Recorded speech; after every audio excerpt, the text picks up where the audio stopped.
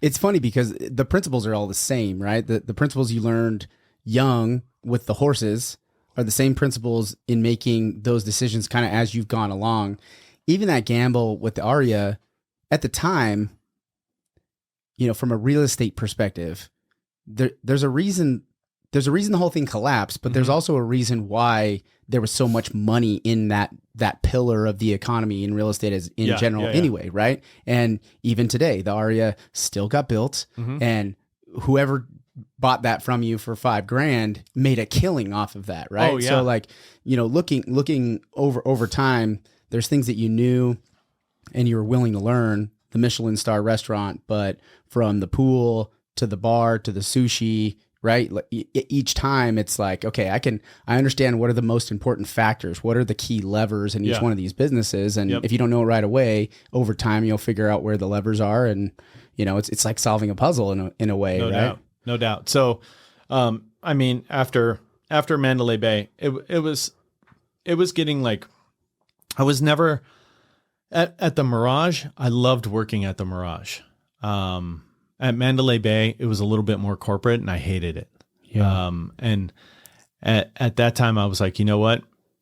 I want to own my own business.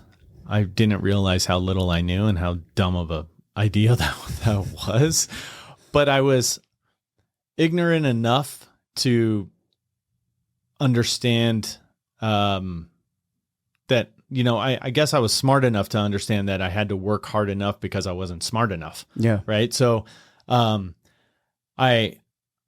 2009, I said, I'm going to open up a restaurant, and not knowing how much like little things like a hood, would be grease trap, all these things. Right. And, I said, I just got to get out of this corporate thing, but I need more money to do a restaurant. No one was lending money in 2009. No one. I remember going into a bank and they were like, doesn't matter how much money you have down. Like we're not loaning anything. Yeah. So I was like, okay, I'm just going to use my own money. And my wife, Stacy, was just like, I believe in you. And here it is. Yeah. And we went all in. And I remember the 6 months prior to, I said, okay, well, I'm willing to work. So I got a job as a cabana host at Wynn.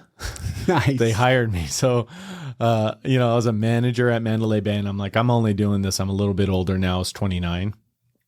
And so I got a job as a cabana host at Wynn for 6 months in order to raise a little bit more capital to open up my first restaurant. My first restaurant, I went into this one place that reminded me of Southern California. It was called Rachel's Kitchen, and she had a place in Summerlin, little tiny hole in the wall, but I really liked the menu. I thought it would be good on the other side of town where I lived in Green Valley in Las Vegas. So I talked to her, and her name was Debbie, super nice, very knowledgeable. And I said, hey, would you be willing to franchise this? And I didn't even really know how a franchise worked. Like I maybe some searches on the internet and all this kind of stuff, but not. Yeah. She's like, oddly enough, we're doing a franchise. We're doing our franchise disclosure documents right now because I want to franchise this. So I was her first franchisee. Nice. And we opened up in Green Valley. I would have fallen flat on my face if I didn't do a franchise first. Yeah. Which goes back to like what I was saying at the very beginning is, franchises are attractive for some people, and they were super attractive for me because I didn't know what I was doing. And I opened up, we put all of our life savings into it. I opened the door and I had $500 to my name and my checking account. That's all. That's all we had. My wife and I worked nonstop. I didn't care. That came back to my high school days, someone telling me I couldn't do it in my senior year in high school with the baseball team. And I was like, I'm going to show you. And that drove me. Yeah. I would say I'm extremely competitive. I'm going to win. Yeah. And, that was my thing. It was just, I worked my butt off. Stacy worked her butt off, and we made it work. And it was like the first 2 years were such a grind. such a grind. I learned so much about myself. I learned so much about my wife, who is like smartest, most calm person and practical person in the world. I would Had you guys ever worked together before that? at the nightclub. Aside from that, kind of like, because that's kind of separate. Yeah, You it's had separate kinda roles. separate. You were kind of passing. No, we didn't. Interesting. And we never fought or anything like that. We never, it wasn't even like, it was just like, we all had the same goal in mind. So we were rowing the boat in the same direction. No one was going off course. And, the first 2 years was just a grind. I mean, we just kept battling. And then after 2 years, it just shot up. It just took off. Yeah. I mean, 2010, I opened February 5th, 2010, I opened Rachel's Kitchen. The worst time in the history of And the modern best. society. I mean, I think It even could at have the been same, the best. Yeah. I mean, thinking of if you would have started 2 years earlier, right? Oh, You get into yeah, you get into habits, you get into process. You learn to do more with less because of the financial situation and the economic situation. Right? And also, here's the thing. We opened in the district in Green Valley. The district had Pottery Barn, REI, Williams-Sonoma, these big names. They would have never taken a person like me with no experience owning a restaurant if it wasn't for 2010, when they were absolutely desperate to fill vacancies. Vacancies, yeah. And we took over a failed restaurant. And after 2 years, we expanded. We knocked down a wall and made it bigger. And it's still there today. I sold it in at the end of very end of 2014. And that was like the biggest life-changing thing for me. And I didn't know if I wanted to be in restaurants after that. I was just like, God, it's just such a grind. It's like people, calling in, and I didn't have enough money to pay a general manager. I didn't, I wanted to expand, but I didn't have the means to do that. And, that money that came in was so important. And I was like, yeah, I'm not going to do a restaurant. And then I'm just looking at restaurants, and I'm just like, else. and it was so interesting with who I met along the way. Funny story. I saw someone yesterday. I heard a voice at Farmstead, and I'm like, man, that voice sounds familiar. And I wait for him to turn around, and I was like, hey, and he's like, where do I know you? And I was like, you did a magazine in Green Valley, and you did a thing on me in the magazine. He's like, Chris, he's from Rachel's Kitchen and Me Gusta Tacos and the local. I was like, yeah. He's like, oh my God, it's been 5, 6, 7 years. Yeah.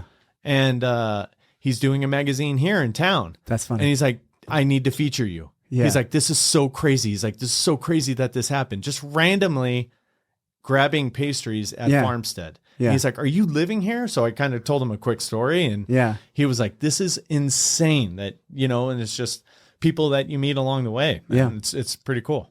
The restaurant, I got into real estate initially because I wanted to build up some money to open a restaurant.